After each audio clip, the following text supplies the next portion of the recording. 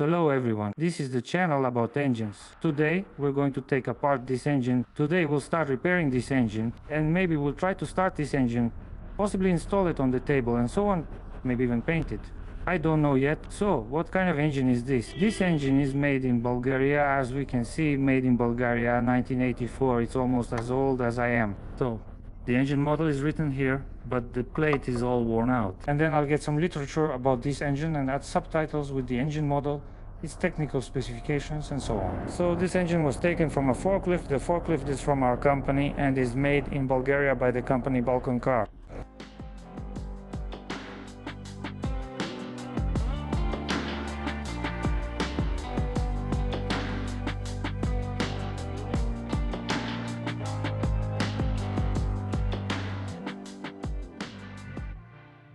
As long as I've been working at the company, they've never repaired this engine. I've been working here for almost 25 years, and during my time, this engine has never been repaired. So let's get started. The forklift has appeared in my videos more than once. It's the forklift we used to remove and install all the engines from buses, trucks, and so on. Before bringing it to my workshop, they washed it. There was a centimeter of dirt, and now it's mostly clean, though some deposits and dirt remain in places. So what do we see? We see that there's sealant on the oil pan, which means at the very least the oil pan was removed. But I don't have exact information about how many engine hours this engine has, how long it worked without repairs and so on. What was the reason for removing this engine? Well, let's just say its time has come. It consumes oil, it has blow-by, it doesn't pull well, the oil pressure is bad and so on. It's the full set of worn-out engine symptoms. Both the cylinder piston group and the crankshaft and connecting rod mechanism are worn. Here, I took a look, and you can even see by the ring gear how worn the teeth are. It's possible that since it was made since 1984, this engine hasn't been worked on. So now we're going to take everything apart and check it out. We can see that the engine was brought to me with the transmission. Here we have an automatic transmission at GM, and we can also see it's from 1984. And it only has 2 gears, which means forward and reverse. Just 2 positions for the lever forward and backward. So basically the transmission is fine, it works. The only issue is that it's leaking oil, meaning somewhere from the gaskets or somewhere else. Oil is leaking quite a bit, and I don't know, maybe I'll have to take it apart. Just replace the gaskets, maybe put some sealant somewhere and so on. But that's not certain yet, it's possible. There might be another video about disassembling this transmission. Basically the engine in terms of size, well, it's probably like a Volga engine. Yeah, Volga 400. The second engine is about the same. In terms of design, it's more similar to the D245 engine. Or rather, the D2 had 4. There's a turbocharger here. We don't have a D240, so it's about the same. In the front, there's the timing mechanism, gears, so yeah, also timing gears and 1 pulley. Here we have the fuel pump. Here we have the hydraulic pumps, 1 pump. The second pump, basically, that's it. Also, the cylinder head manifold is on one side. On the other side are the injectors. The design is very similar to the D240 engine. The oil filter is also mounted on the side and so on.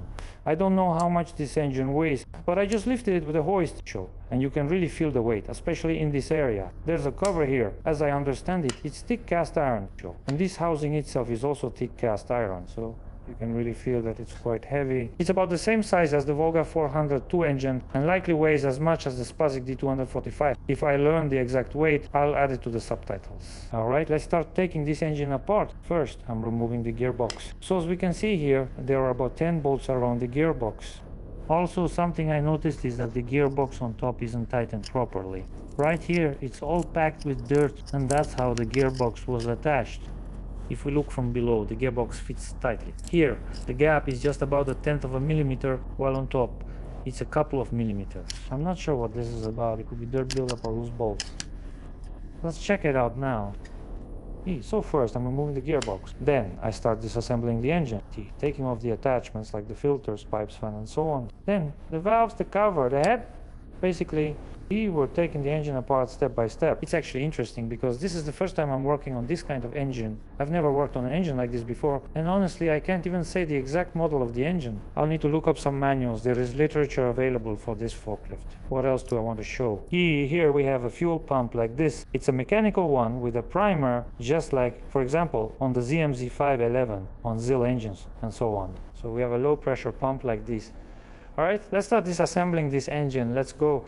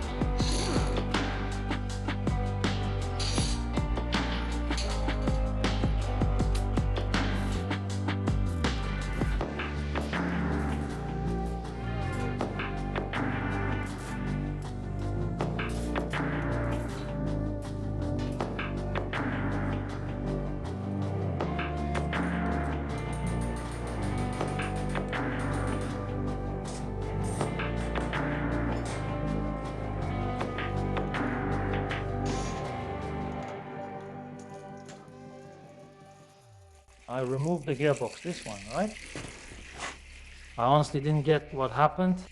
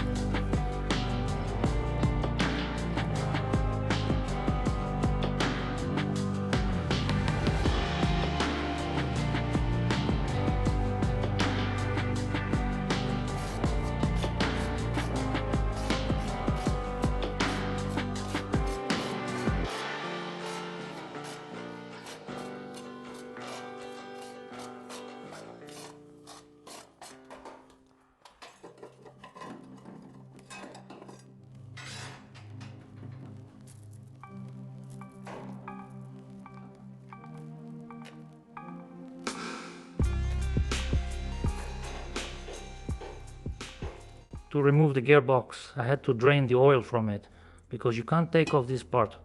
See, there's a ring here.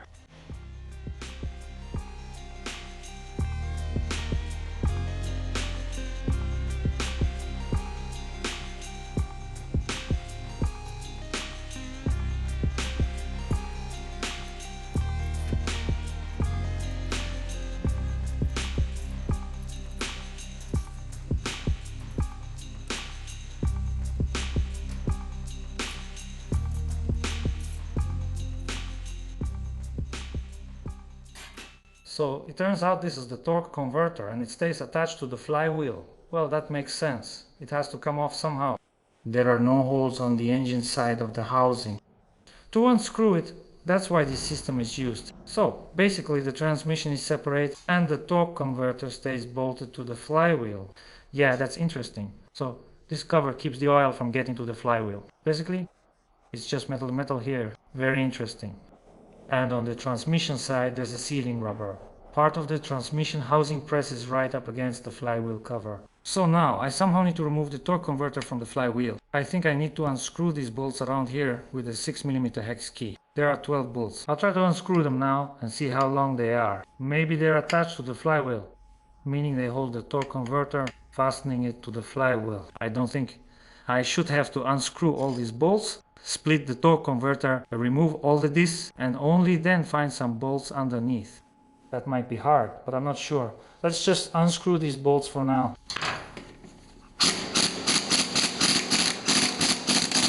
Yeah, we can see the bolt is short, so it's unlikely it'll do anything.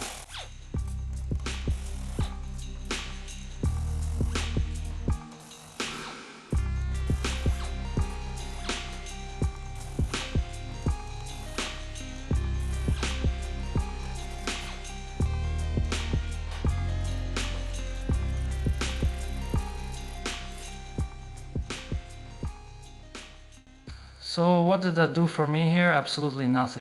So it turns out I need to unscrew all these bolts around the edge, take apart the torque converter, and then underneath them there will be the mounting of the torque converter housing to the flywheel.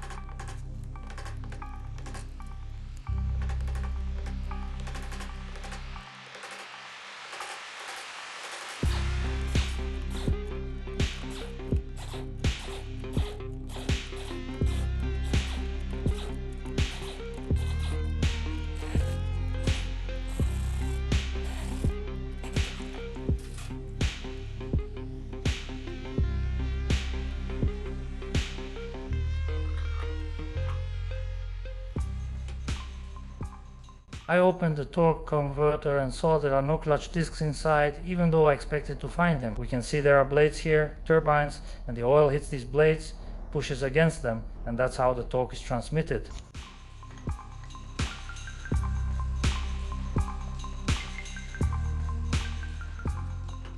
That's right, here we have the attachment to the flywheel. Or rather, this isn't just the attachment to the flywheel, this is actually the flywheel itself. So the torque converter housing also serves as the flywheel.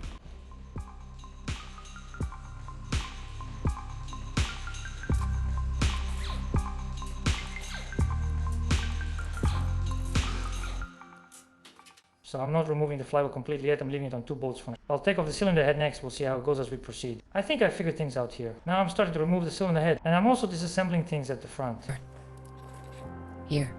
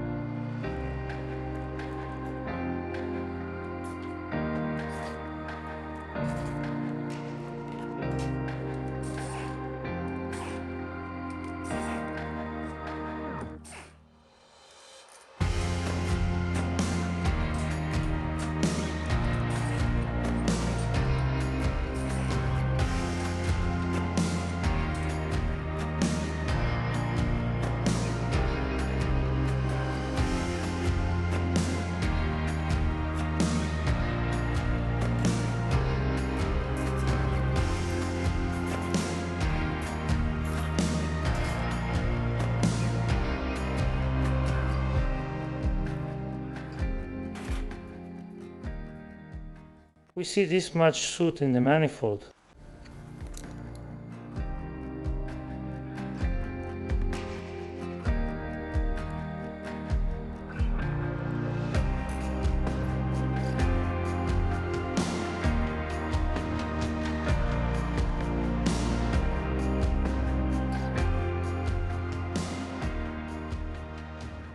So I removed the valve and the cover, and we can see this amount of deposits. There's a strong, persistent burnt smell, and these layers, this much buildup.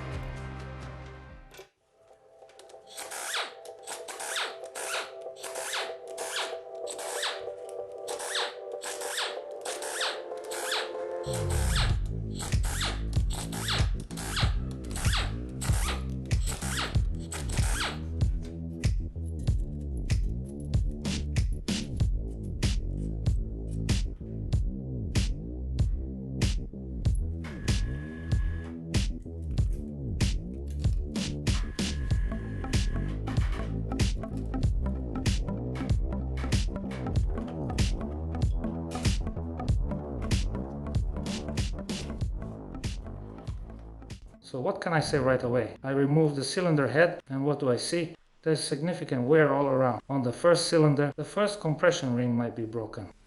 A ridge is located in the second ring area. Honestly, I don't know. There's nothing more to say right now. We'll keep taking it apart and see what we find.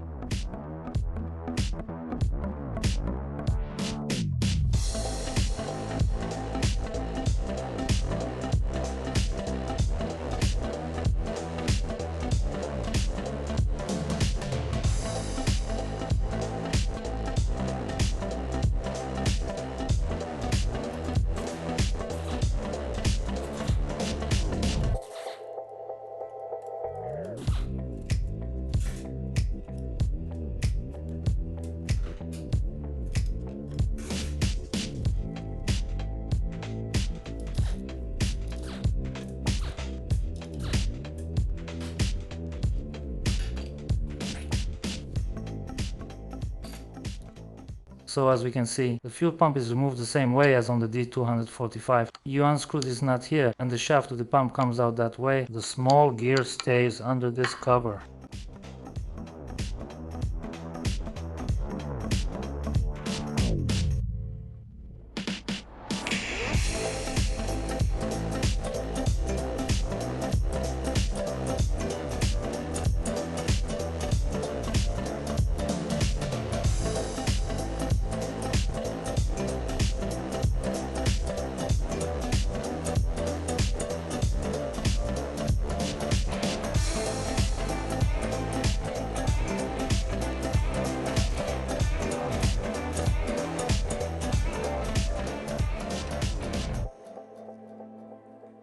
So we can see that oil passes through the splines, right? It turns out that all the sealing is done by this washer. If this washer let a little oil through, then oil would leak through the pulley.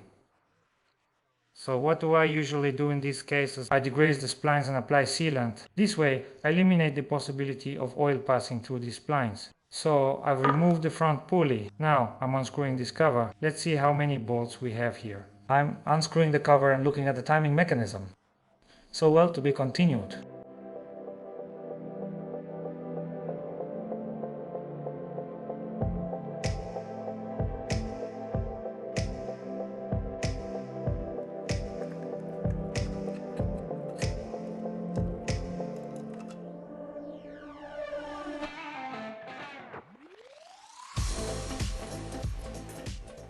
So what do we see? This is the crankshaft, and this, it turns out, is the camshaft. This is the intermediate gear, the fuel injection equipment, and two pumps, two hydraulic pumps. So the hydraulic pumps are arbitrary here. We should have timing marks here. I see a mark on the camshaft. Again, here's the thing. We have 3 gears and 1 intermediate gear. To align the timing marks, we might need to make several dozen turns.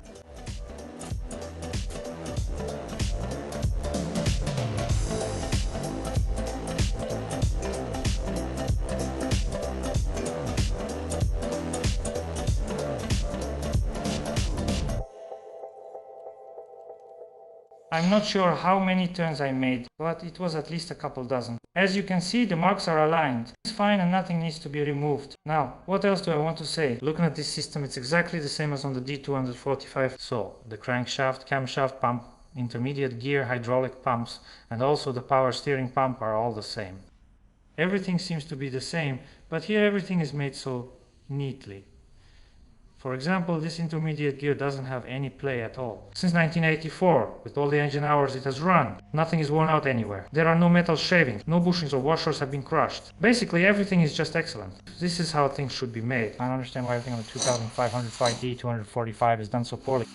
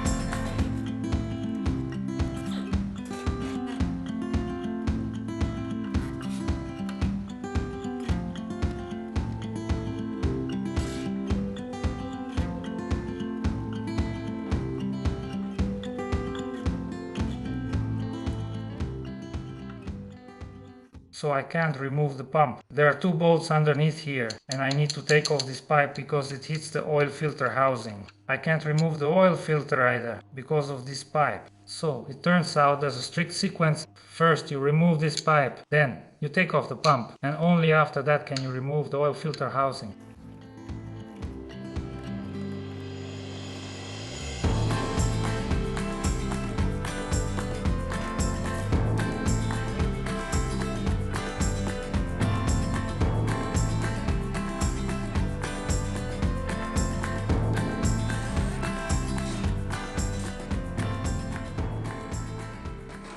Here. I'm now turning the engine over and setting it on this surface. Caviar. I'm leaving the gasket to avoid scratching the block. Next, I'm removing the two studs. One is already out, and I'm unscrewing the second with nuts. So every time I show a video, for example, when I'm unscrewing or screwing in studs, someone always leaves a comment saying, buy yourself a stud remover. So I want to say I have stud removers of different brands and models, but any stud remover damages the threads. Just any of them. There isn't a single stud remover that doesn't damage the threads. That's why it's easier to use nuts and unscrew it with nuts. You definitely won't damage the threads, and it's not really hard to screw on two nuts. Tighten them and remove the stud. It's really not a hassle at all, but at least I know for sure that my threads won't be damaged, and so on. So that's my response to the whole buy yourself a stud remover comment. If anyone knows of stud removers that don't damage the threads, send me a link. I'd be interested to check them out. Basically, you could still unscrew this stud with a stud remover, let's say by gripping it not by the threads but by the body here. But even then, you'll end up with dents, burrs, and so on the body. I prefer working with nuts.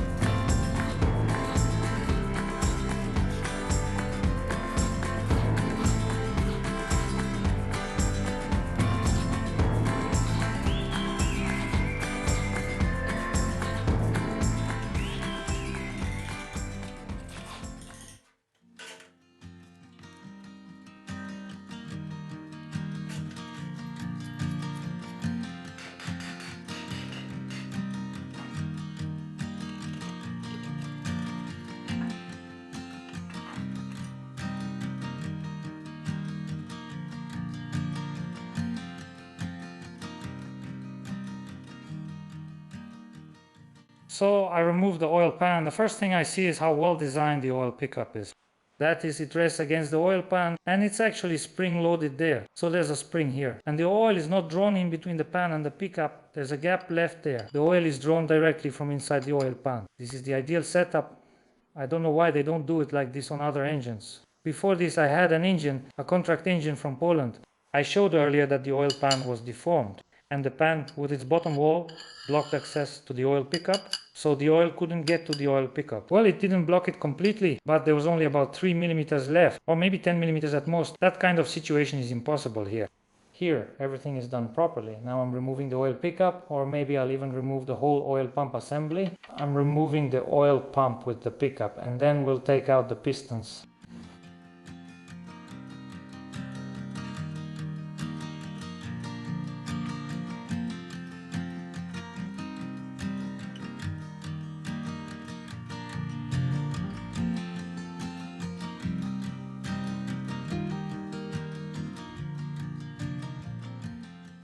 Писиво. Апред изисквам трупанати камопом, а така лаускет виотушко пранишки принципи на него прилуботи. Каквито пришопо на него покруботе. Шко попратиш принципи опана на покруботи. Инсписо пана на this practice.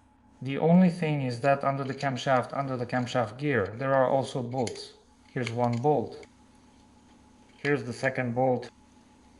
Here's the third bolt. But we see that the hole is very small. The head just won't fit in here. And on top of that, it's not aligned with the bolt. The bolt is slightly off center from the hole. So I need to remove this camshaft gear first. And only then unscrew these bolts.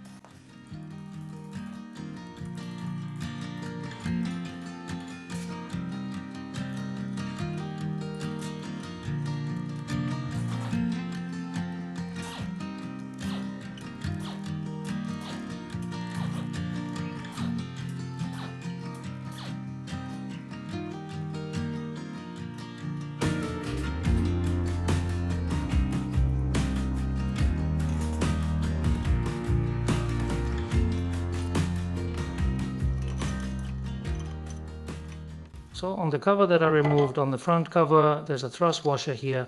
I'll clean it and show it later. So you remove this cover, the front one, and the camshaft comes out. As for the camshaft, well, visually everything is just perfect. It's really in ideal condition. You can't even see any wear on the cam lobes or anything like that. So the camshaft is just in perfect condition.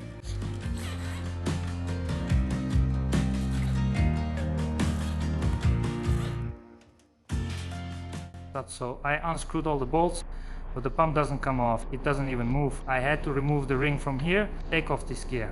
You see, we have a shaft here. This axle is pressed into the cover, into the main cover.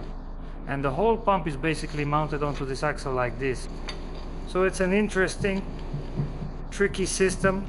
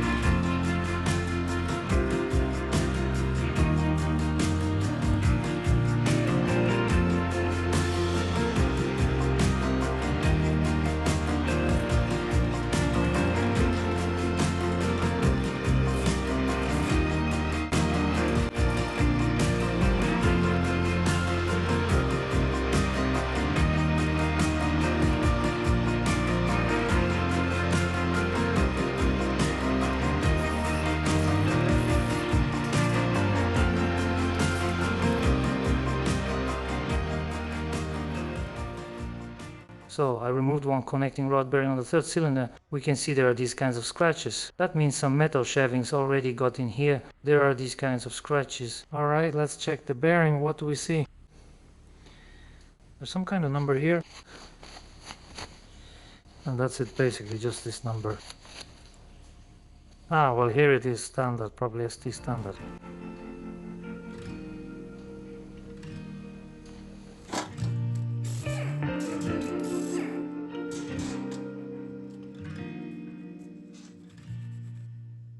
Well, pretty much the same subtitles.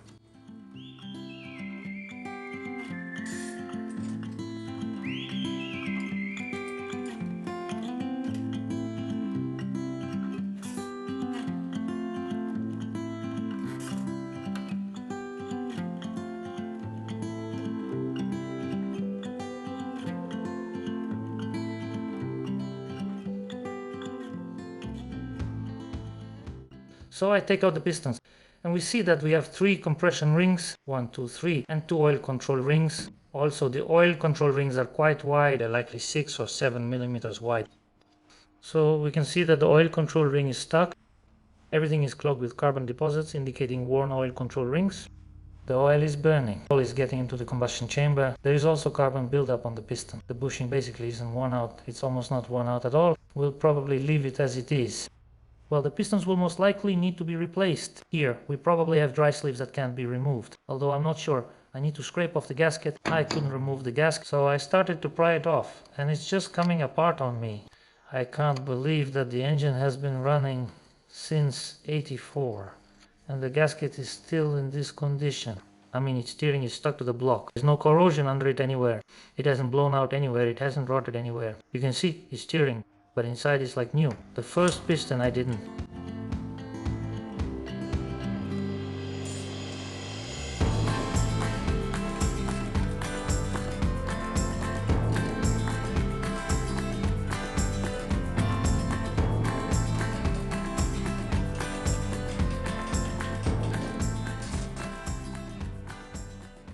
Поршень я не мог никак достать. I tried to push it out by hand, but it didn't work at all. So I had to use a hammer and a piece of wood. And we can see that the top black ring on it is broken. So, like I said when I opened the head, I looked at the wear and said that maybe the top compression ring on the first cylinder was broken. And that's exactly the case. We can see it's broken into several pieces. Here the pieces are falling out.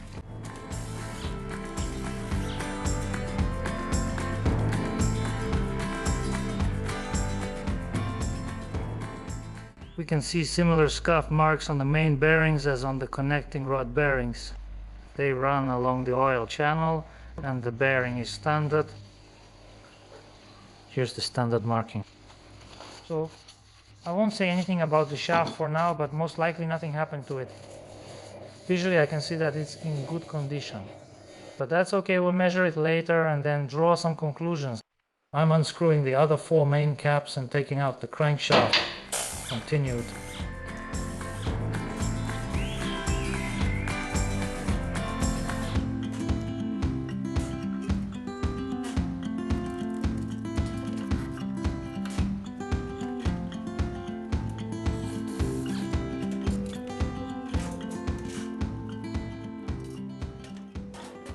Here's what a main bearing shell looks like installed in the block.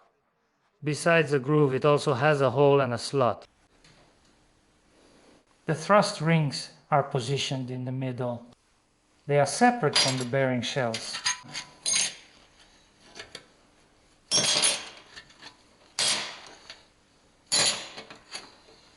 We can see that the sleeves here are dry.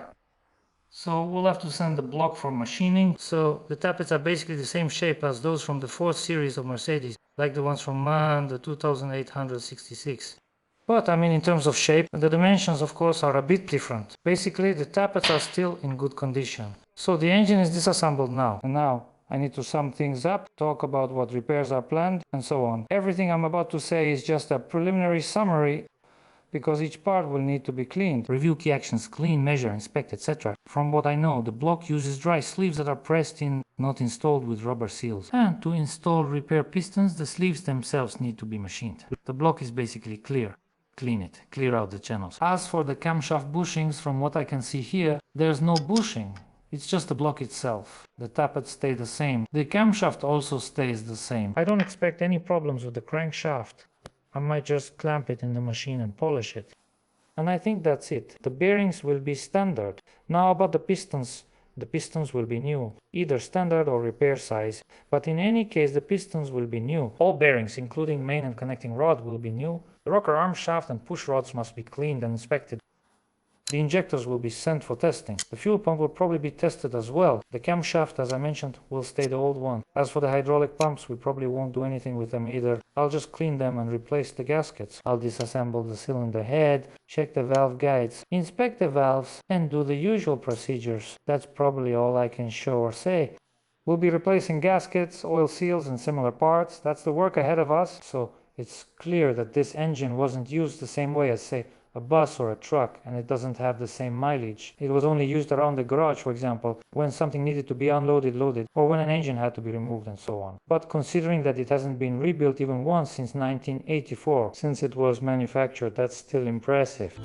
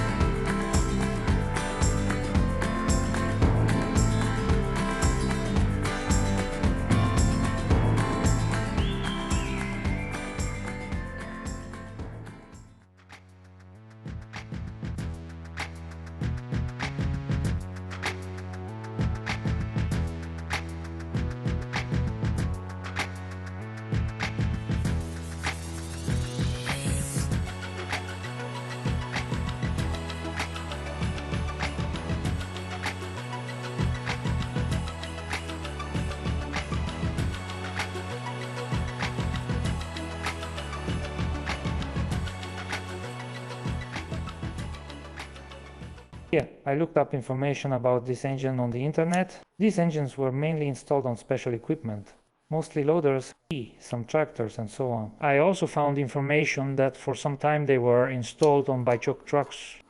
Well, I don't know how true that is or not, but there is information on the internet that this engine was installed on bike trucks. But I think that most likely it wasn't this one, not the D3900, but the DT3900, which has a turbocharger. And that engine already has a bit more power, 90 horsepower. I also found information that such engines are installed on UAZ vehicles. I think it's too heavy for a UAZ. Weighs 355 kilograms. Well, the horsepower is a bit low. So what has already been done with this engine? I washed it, but as you can see, it's not completely clean yet. There are still some oil deposits left somewhere there. Well, that's because there was a very thick layer here, several millimeters. And now the block will be sent to another company to have the liners replaced. So I thought that repair pistons would be purchased. If our standard is 90, then the repair ones, let's say, should be 99 millimeters, and the liners will be bought to fit these pistons. Repair rings and so on have been purchased. It was not possible to find repair pistons. I don't know. Maybe they simply don't exist for this engine, or maybe they're just not supplied and so on. So new liners were purchased and standard pistons were purchased. Now we need to remove these liners. The block needs to be mounted on the machine and the liners need to be cleaned of all the shavings. And only after that press in the new liner. After pressing it in, the liners need to be machined again on the machine to the standard size. So the engine will be sent to an outside organization for this work. After that, I'll need to wash the engine again, and then I'll clean off these deposits that are still left. What else am I doing with the block before sending it to the machine shop? We can see that there is some old sealant in places. There are some old gaskets here and there and so on. So now I need to clean off the sealant, the gasket, and any dirt with a wire brush. I also need to remove the mounting brackets. 4 nuts on one side, 4 nuts on the other side. I also need to flip the block over and scrape off the cylinder head gasket. That's it. So I'm preparing the block, and then we send it to the machine shop. Next, I'll do some preparatory work. But first of all I need to disassemble the head, check the condition of the guides, the valve seats and so on. And also figure out whether I need to send it to the surface grinder or not.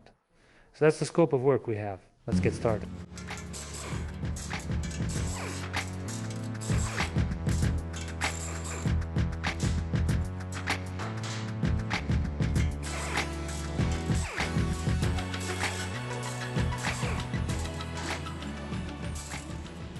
So what else do I want to say? I removed the mounts and we can see that there's black oil here, meaning oil is leaking from the engine. These holes, where these studs are screwed in, they're through holes. They go inside the engine. It turns out that oil is seeping along these studs, along the threads. I'll have to unscrew all these studs, clean everything here and put these studs back in with thread locker on this side and on the other side as well.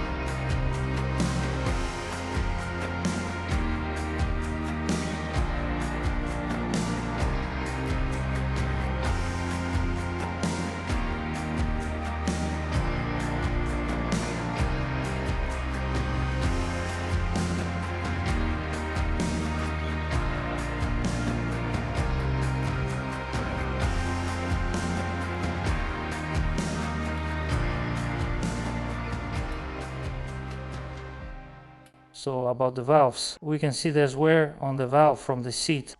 That's what the seat looks like. We can also see that this edge is already sharp, and if I remove this wear on the machine, if I clean this up, then this edge will become really thin. So we'll definitely need new valves. There are also pits and carbon buildup on the exhaust valves. The edge is sharp as well. There are some chips in some places. For example, like on this valve, here is some kind of chip. There may even be a cracker running through it. Well, in general, we'll have new valves. As for the guide bushings, I don't know yet. We'll need to clean them. But as it is now, the valve goes in pretty tight. Maybe it's all clogged up with carbon deposits.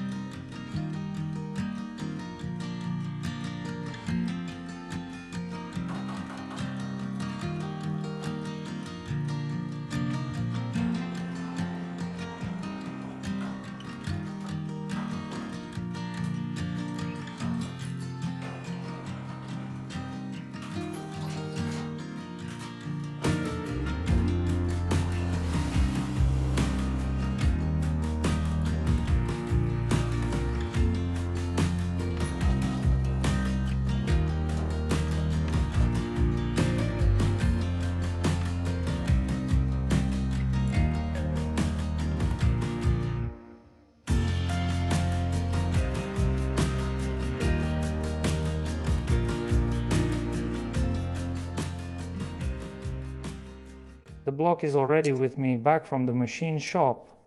I've washed and blown it out. It was covered in diesel fuel. Apparently during honing they used diesel fuel instead of coolant, so it was covered in diesel. There were also metal shavings from machining. I've already washed and blown it out, so it's fully prepared. So what was done to the block? They machined the mating surface for the cylinder head a little bit. They removed literally 0.07 or 0.07 mm here. The sleeves were also replaced after pressing in the new sleeves. The sleeves are machined for the piston and honed. While the block was being worked on at the machine shop, I was doing the prep work. Mostly I was washing and cleaning everything. As I remember, there were a lot of old deposits, kind of like grease, something similar to that. Even with diesel fuel, it was very hard to wash them off. Not to mention, just washing them in a regular washer didn't really clean them and so on. So I had to change the diesel fuel several times. Almost everything is already cleaned. Now, I'm going to start assembling. Well, I still need to remove the old gasket somewhere and so on.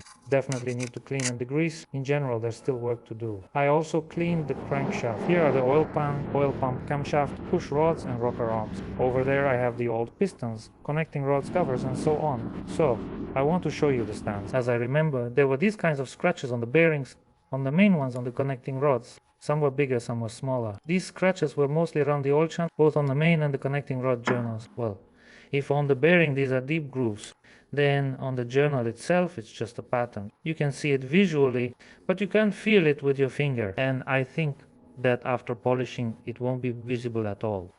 After polishing I'll measure again, but I think the crankshaft is fine. What did I notice? The feature is these drillings which indicate there's an oil channel here. For example, it reaches the connecting rod journal. And on the main journals, they're the same kind of drill holes. If we look at this journal, you see we just have a hole, sort of. Well, it's an oil channel. But if, for example, we look at this journal, we see that it's missing. The hole here seems like it hasn't been fully drilled through, right? As if, well, in general, the hole is the wrong shape. So I want to take a closer look at all of this. I need to figure out what it is. Either it's just a hole of the wrong shape, or it's not fully drilled through, or maybe some kind of swarf that's been rolled in, and so on. So possibly, as an option, oil pressure could have broken off some pieces of this swarf from here, yes. And that's why we got these grooves on the crankshaft. But if we look from the opposite side, here we can see the hole, the countersink. Yes, the countersink. the hole has a smooth, proper shape. I might have to take a drill and go through this oil channel with it. Yes, to remove those burrs from the other side. We'll come back to this issue later. I'm clamping the crankshaft in the machine, polishing it. Then we'll start assembling, alright?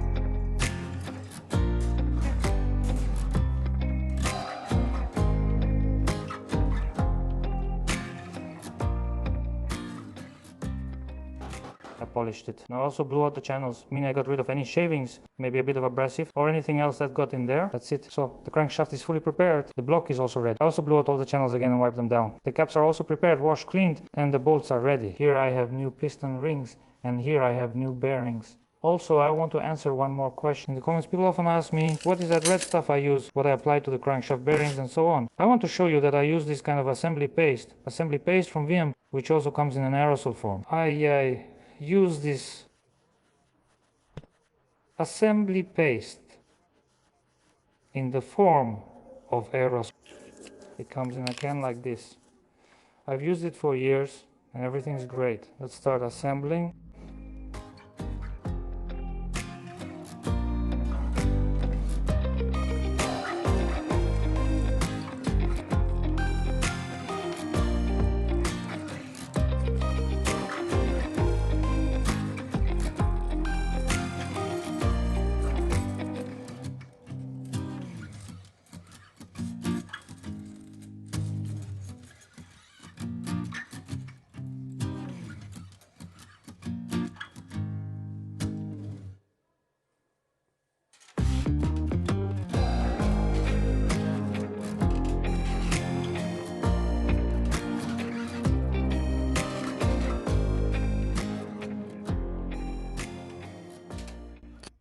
So, before installing the crankshaft, I need to install the lifters. I could install them later, but it would just be less convenient.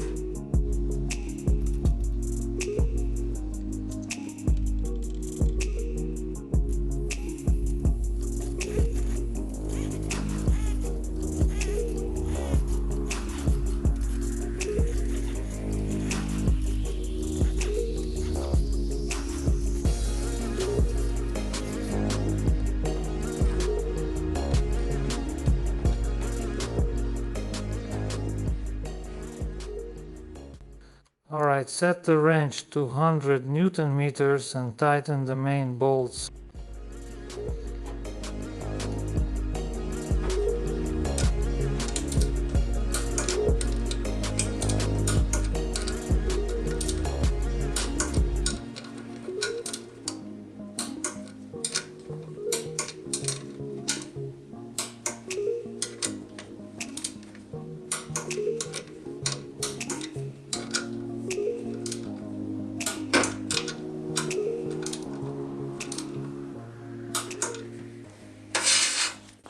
So, I tightened it to 150 Newton meters. Now set it to 200 Newton meters and do the final tightening.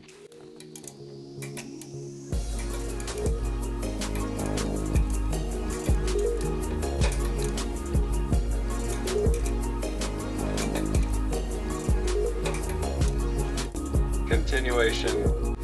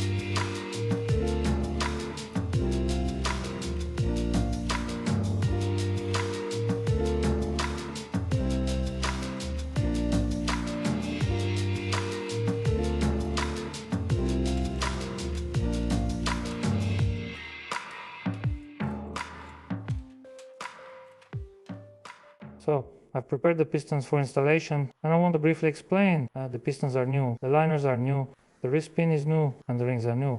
We didn't replace the bushing on the connecting rod, but they're still in good condition. So as you can see, our pistons are like this now, meaning there are just 3 compression rings and 1 narrow oil control ring. Well, I mean, if you compare them with the old pistons, yeah, there were 2 oil control rings and they were pretty wide, about 6 or 7 millimeters. In short, these pistons are very different from the factory ones. They're in boxes like this, and as you can see, there are no labels or identifying marks, and the sleeves came in packaging like this. Also, I can't say anything about this manufacturer either. It's the first time I've seen them. I'm installing what was brought to me, so I don't really decide anything here. Whatever parts they brought me, that's what I'm installing. So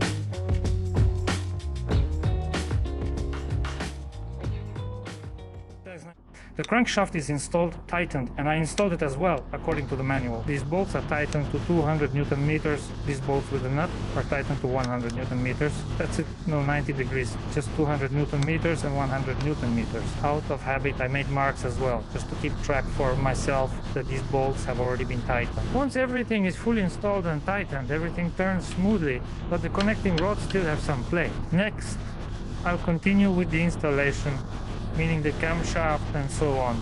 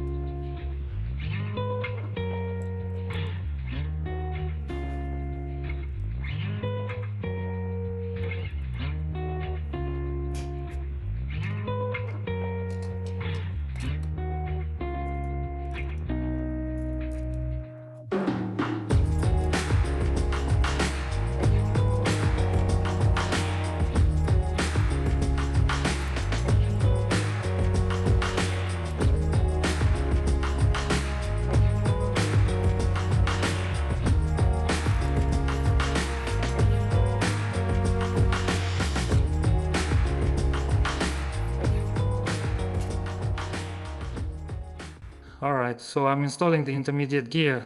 I've aligned the crankshaft marks down here, as you can see. Here's one mark for the crankshaft, this one is for the camshaft, and this mark is for the fuel pump. The needle bearings are put on, I also coat them with assembly paste and install them.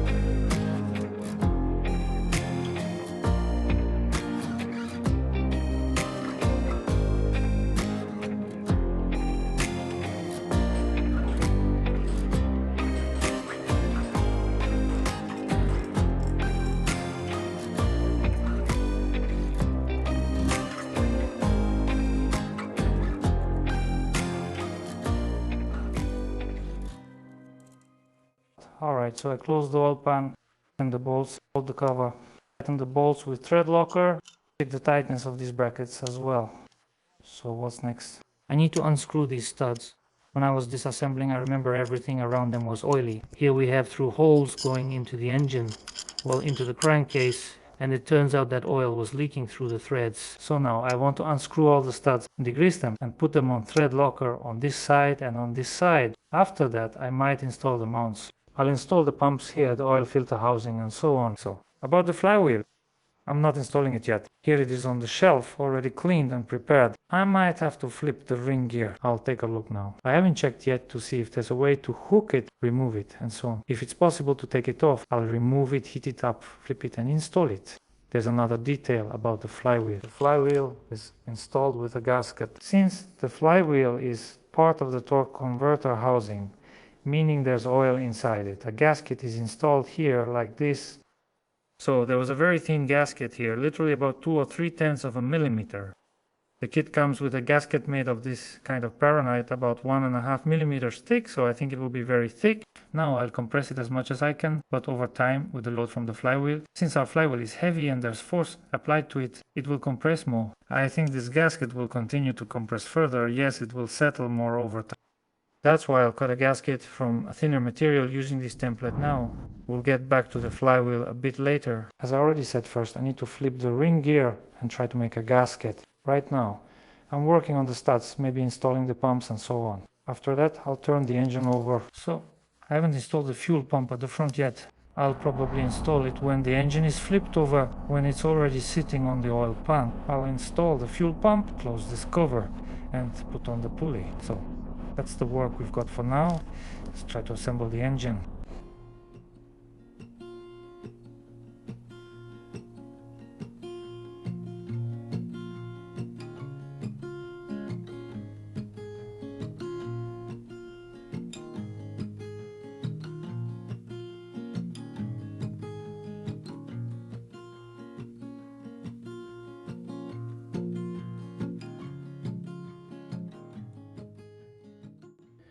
Yeah, I should have unscrewed these studs earlier, but it's okay. It's not a problem to clean the studs. Now, I just need to degrease the threads here somehow. Alright, I'll get some clean rags solvent and carefully degrease everything there. I should have thought about this earlier.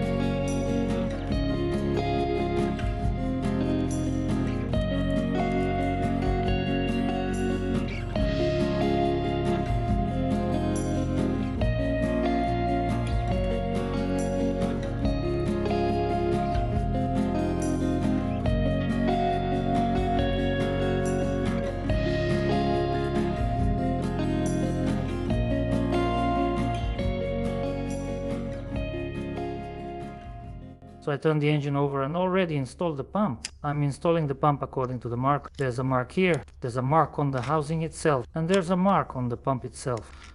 By aligning them there, you can slightly turn it right or left if needed. Now I'll get some rags and carefully degrease everything. By the old marks from the nuts and washers, the pump was installed about the same way. So I installed the pump.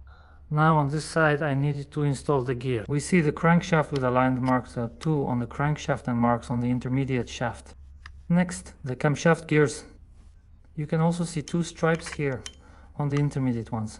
Now for the fuel pump, we see 2 dots here. And on the gear itself, there is also a dot marking the tooth. So I installed the key in place and already lined it up roughly how it should fit in. And now I'm just installing the gear, tightening the nut, and basically that's it. You can close this cover and put on the pulley. Well, and then we'll have work left on the cylinder head, the engine block, and also on the gearbox. On the gearbox, I don't know. For now, I probably won't assemble the torque converter. We'll see. If I start the engine, I'll probably start it without the torque converter.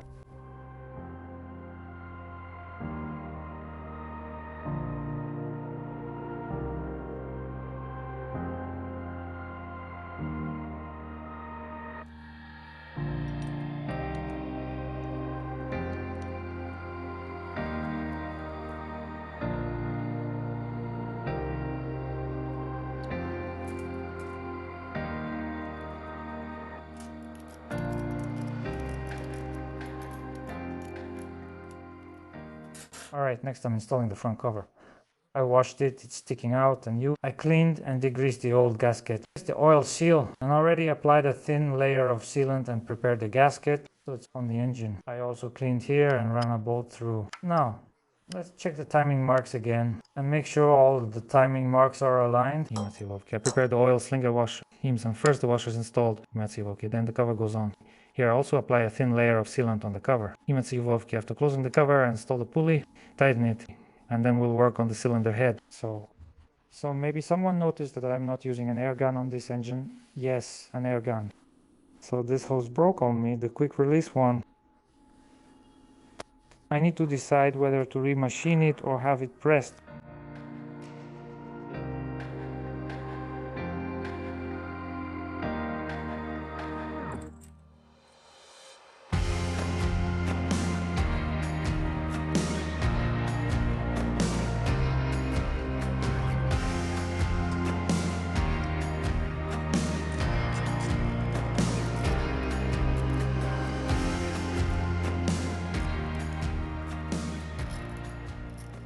Alright, so another thing. Since this cover here has no guides at all, it can move around like this, right? So there's a bit of play. So I think it would be best to install the pulley first and then tighten these bolts. So basically the pulley will center this cover in relation to the oil seal, right? Because if I tighten it now, it could go on crooked and the seal will be misaligned with the pulley. One side will be pressed and there will be a gap on the other side. I really don't understand why it doesn't have any guides, why it just sits on the holes and can move around a bit. Well, like I said, during disassembly, oil was coming through these splines. You can see I coated them with sealant and I think now oil won't get in here anymore.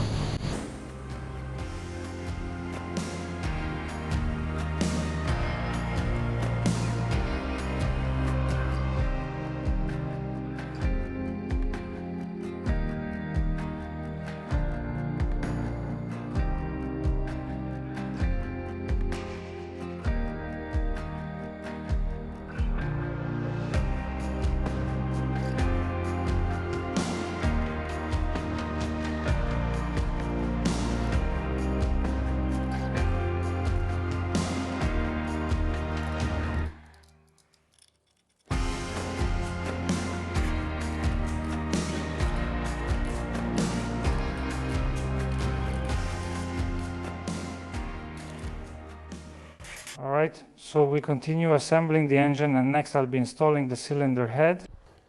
Oh, so the cylinder head is already ready. There will be a separate video about the cylinder head repair. I've already filmed everything, I'll edit it and there will be a separate video. I don't know where it will be released, on YouTube, on RootTube, on Zen. I have no idea what's going on right now, so it's impossible to make any plans. A separate video on the cylinder head repair will be released elsewhere. The cylinder head is now fully ready to install. Here we have the gasket. It's a metal asbestos one. It's similar to the gasket from the D245 engine. Honestly, just by looking at it, I don't really trust it. I don't have another gasket, so we'll have to use this one. I also cleaned the bolts. We should also have two studs here. Here's one stud, and the second one should be around here somewhere. Here it is. Here it is. I'm trying to get the studs in first. Now I'm screwing in the studs. Then we'll install the head, then the injectors, and adjust the valves. So we're finishing up assembling the engine, and painting will definitely happen. I'll check what color I have enough of to paint the engine, but painting will definitely be done. I can't say anything about starting it up yet. We'll see how things go. Maybe I'll start it here on the table, or maybe the first start will be on site, on the vehicle, on the forklift. Yeah, well, we'll just act according to the situation. So that's how it is. For now, that's the amount of work we have. We're continuing the assembly, so right now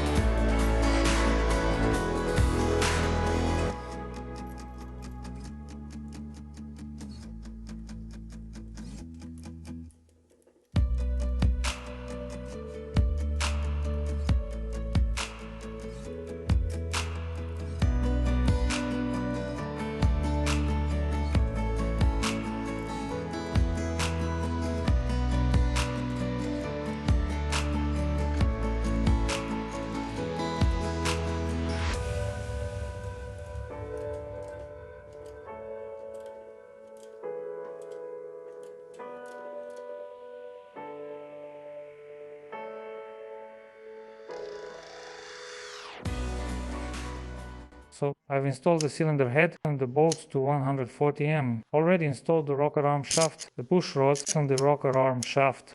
So now I'm going to adjust the valves. Oh, and there's one more thing we can see. The oil channel runs like this, right? So this conical tube is simply inserted into the hole in the cylinder head. And here we have something like a plug that secures this tube with this ring. The adjustment continues. Basically, on any 4-cylinder engine you can adjust it in 2 steps. That is, first one cylinder is brought to top dead center with the second cylinder in valve overlap. 4 valves are adjusted, then after a full turn the remaining 4 valves are adjusted. Or you can bring the first cylinder to top dead center on the compression stroke, adjust the first cylinder, and then following the firing order 1, 3, 4, 2, adjust the valves for each cylinder one by one. So you can bring the first cylinder to top dead center on the compression stroke in 2 ways. So first, we turn the crankshaft and watch when the intake valve is working. The intake valve on the first cylinder And after that we catch the piston at top dead center. So there's also a second wave. We turn the engine clockwise and watch the fourth cylinder. On the fourth cylinder we should have valve overlap, meaning one valve should be finishing closing and the other valve should be starting to open. That will be valve overlap, and accordingly the first cylinder will be at top dead center, specifically on the compression stroke. On the fourth cylinder there will also be a top dead center, but there it will be the overlap phase. So accordingly the opposite is also true. When we have valve overlap on the first cylinder, then the fourth cylinder is at top dead center on the compression stroke. That's it. So I turn the engine clockwise, bring the first cylinder to top dead center on the compression stroke and adjust the valves. Next I install the injectors, put on the fuel lines, close the valve cover, and basically that's it. There are still a few small things left to put on, and then I'll be getting the engine ready for painting or starting it up. So to sum up, to be continued. So the engine is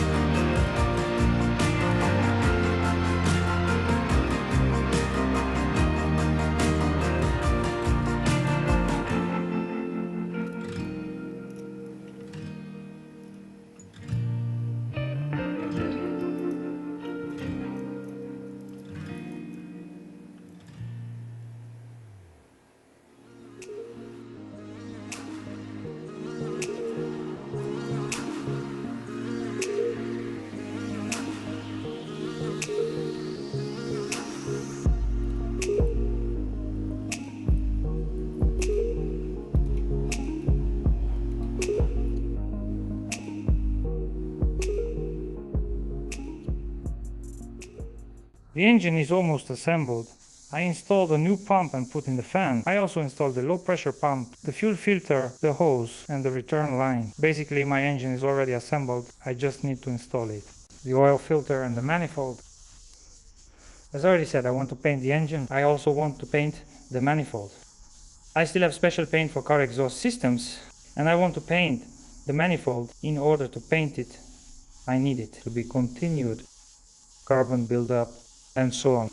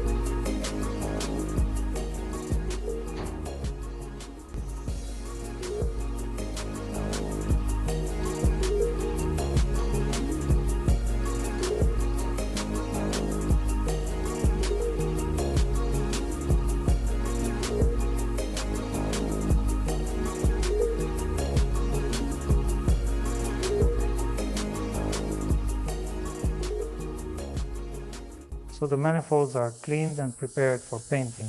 I've already prepared the paint. These are the leftover paints for the manifolds. There should be just enough for the manifold.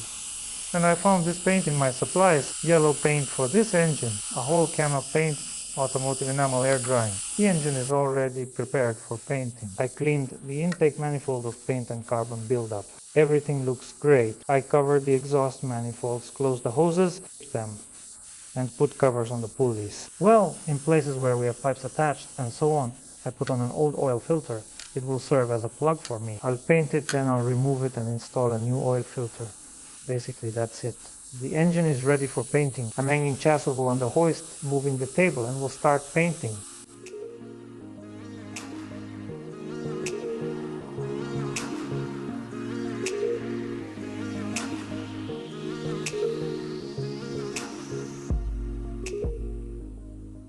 So I forgot to mention that I don't have any primer. I found some paint for this but no primer. We'll try painting without primer and see if it turns out worse or better. Continuation.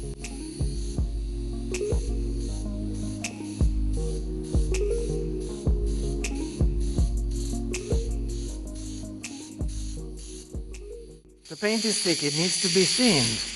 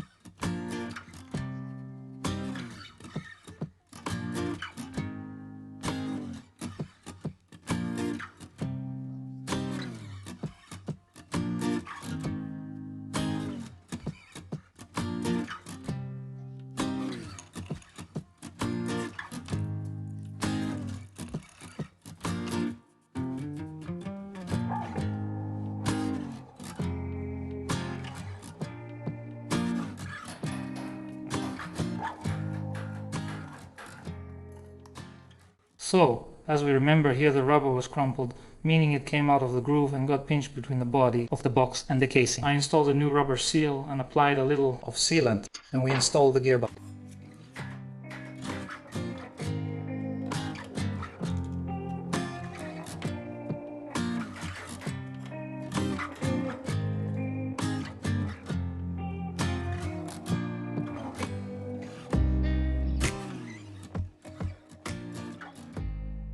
Alright, that's it. I've installed and tightened the gearbox. Basically, my engine is ready for installation.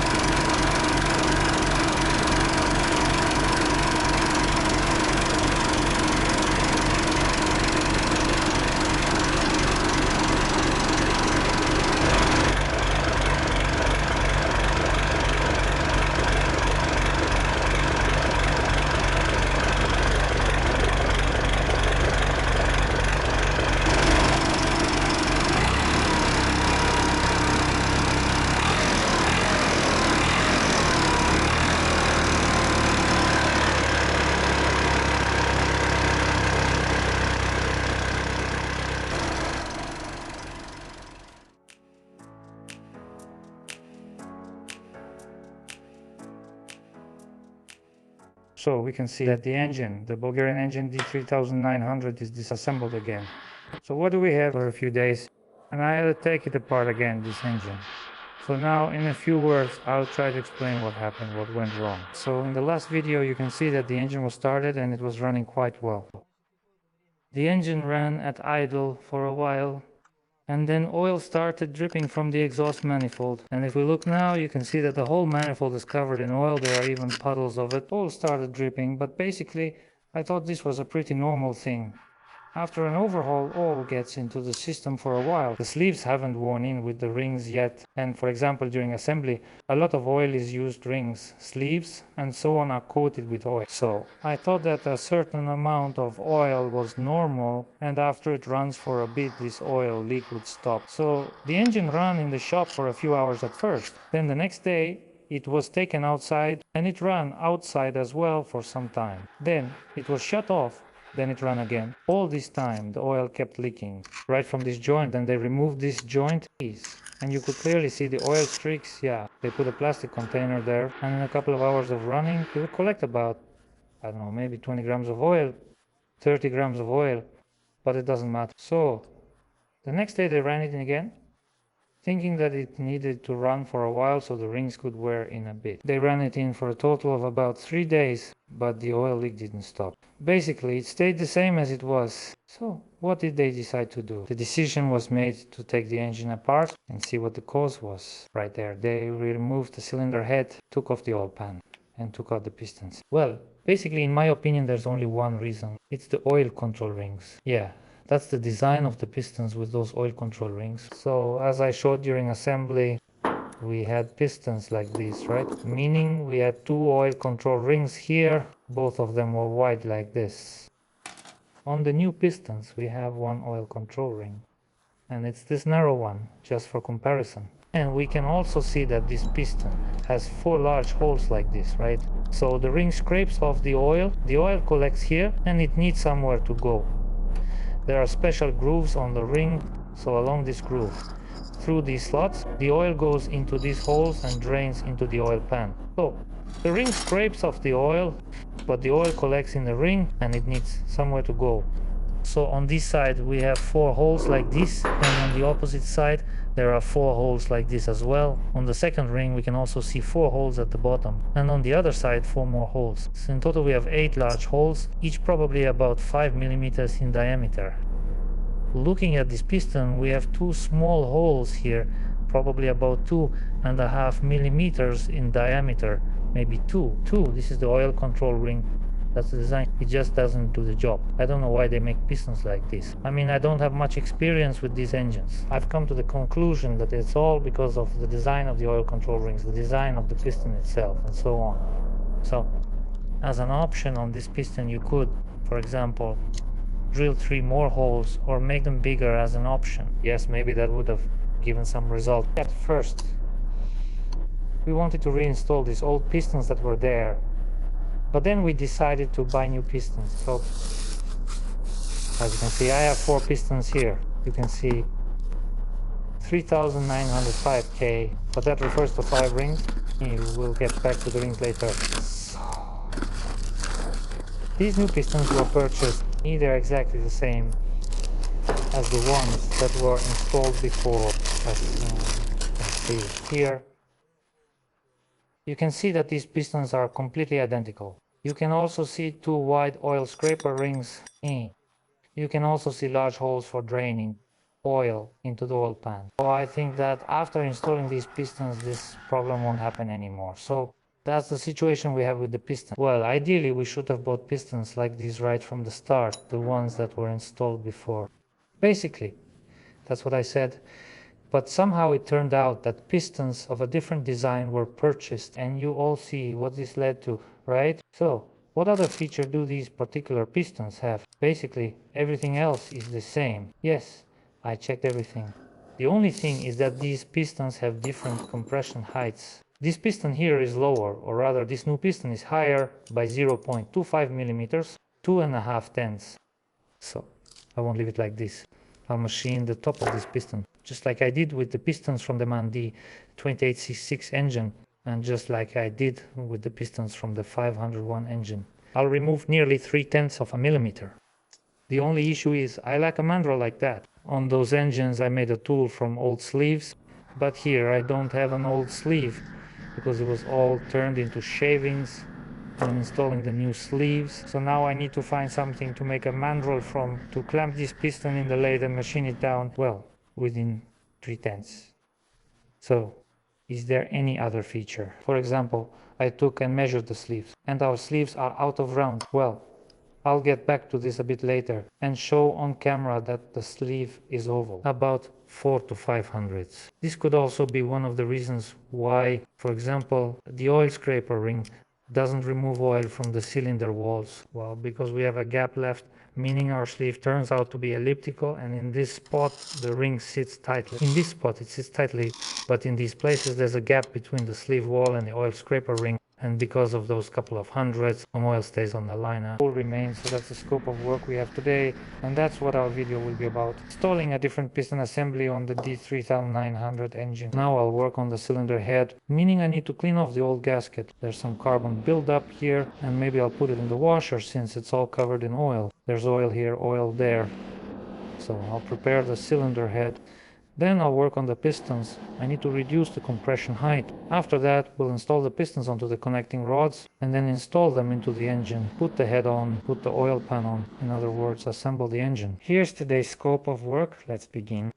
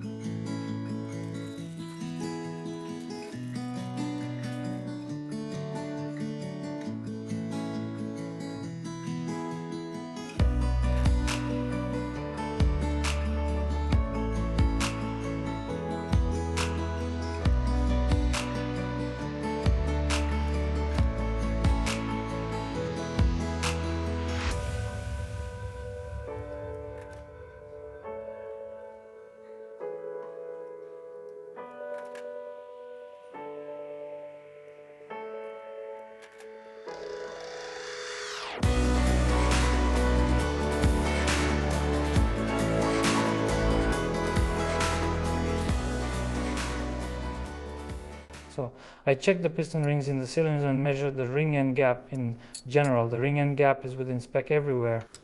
I've checked the ring end gap. Now let's put the rings on the pistons and install the pistons into the cylinders. Also, one more thing. These rings don't have any marks, right? Usually all rings have marks. For example, it usually says top here, or there's some kind of brand marking or something else.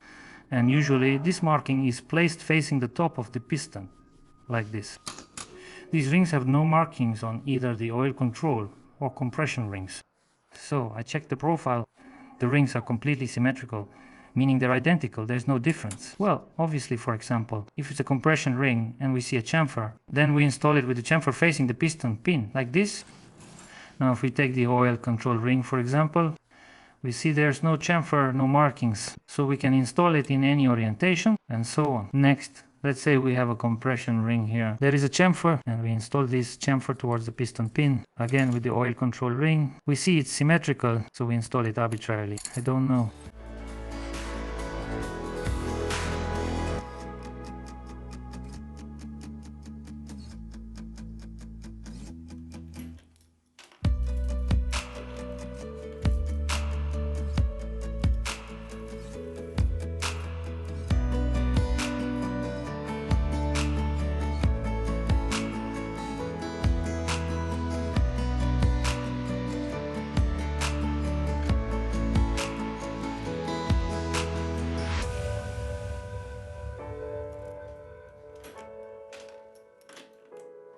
So now about the piston diameter. If we look at the piston we installed earlier with the narrow ring, we see the size is 9.833. So we take the new piston that we're installing now. So I ground it off here. It's not there now, but there was also 9.833 written on the top of the piston.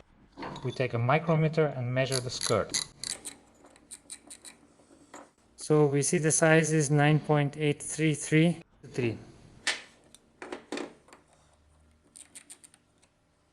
Now, we measure the piston that we are going to install, and we also see the size is 9.833. We have machine sleeves for a specific size, but our pistons have exactly the same size of 9.833.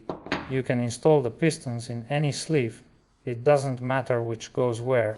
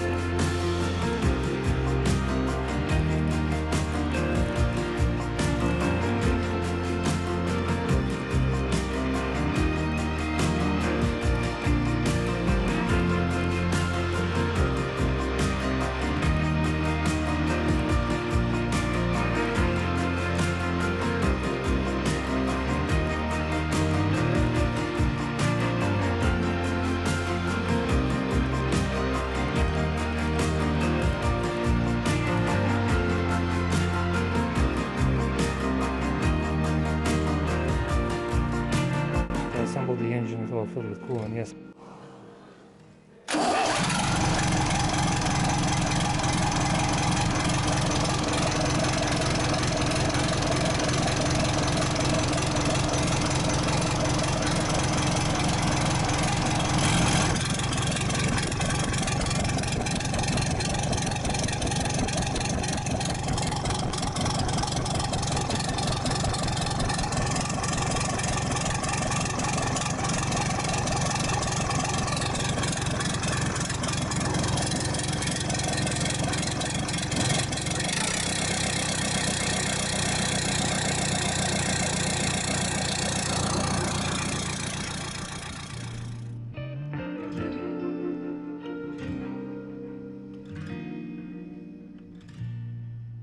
I assembled the engine, filled it with oil, filled it with coolant, and started the engine. So let's sum up the results of the second repair of this engine and what replacing the pistons gave us. So as you can see in the video, oil still appears on the walls. Oil also appears on the walls of the exhaust manifold, but I want to say that there's much less oil now. But still, this didn't completely solve the problem. We still have oil in the exhaust manifold. As I said at the beginning of the video, the engine should keep running.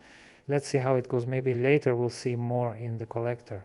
What did we decide with this engine? What decisions were made? That is, while the engine will work, what's the situation with this engine? There's nothing more we can do about it. We need to remove it completely. We need to disassemble the engine again, buy new cylinder liners and return it to the machine shop. So replacing the pistons gave us certain results. Initially, I said that we need to install pistons like these with 5 rings. That is the same type of pistons that were originally installed in the engine are the ones we need to use. So it gave us certain results, but it didn't completely solve our problem. Now, we know for sure that this issue is not related to the pistons. We now know for sure that the problem is related to the liners and the operation of the sides. So I want to continue and say more.